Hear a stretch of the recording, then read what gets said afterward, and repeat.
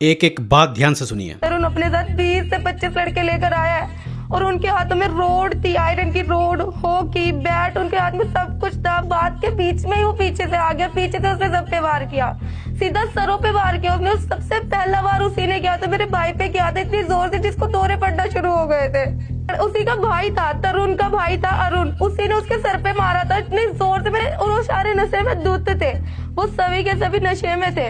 छेड़खानी हुई थी, बैट टच किए गए थे मेरी बुआ को, तभी बुआ ने इतना शोर किया था। और वो कोई बच्ची नहीं थी, वो 20 साल का प्रिंस था।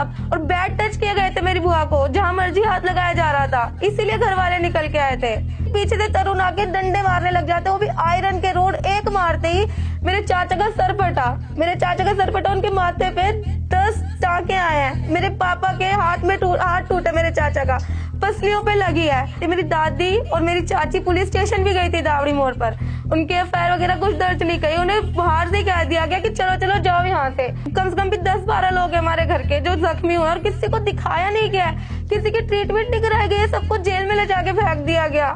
15-20 दिन पहले जो तरुण है वो हमारे को आते जाते कहता तुम्हें होली वाले दिन बताऊंगा, तुम्हें होली वाले दिन बताऊंगा। यहाँ तक कि वो बजरंग दल का मेंबर है, और जब हम आते जाते तो गली के आवारा कुत्तों को हमारे पीछे लगाता था। और ये हिंदू मुसलमान का मुद्दा बनाया जा रहा है, हिंदू मुसलमान का मुद्दा तो है भी नहीं, आपस पड़ोसियों की लड़ाई थी। हमारी घर की 3 औरतों को उन्होंने अपने पास कर लिया, अपने पास जेल में रख रखा है। औरतों को ले जाने का क्या मतलब है? और अभी तक भी हमें पता नहीं है वो जिंदा है कि वो मर गया, उसकी कैसी हालत है। पहले तो हर एक सिक्के के 2 पहलू होते हैं, एक ही पहलू को देख के हमेशा आवाज नहीं उठानी चाहिए, दोनों तरफ की आवाज सुननी चाहिए। तभी मैं सोचूं यार बात इतनी आगे कैसे बढ़ सकती है कि कोई किसी का जान ले ले और सिर्फ एक रंग की वजह से ना।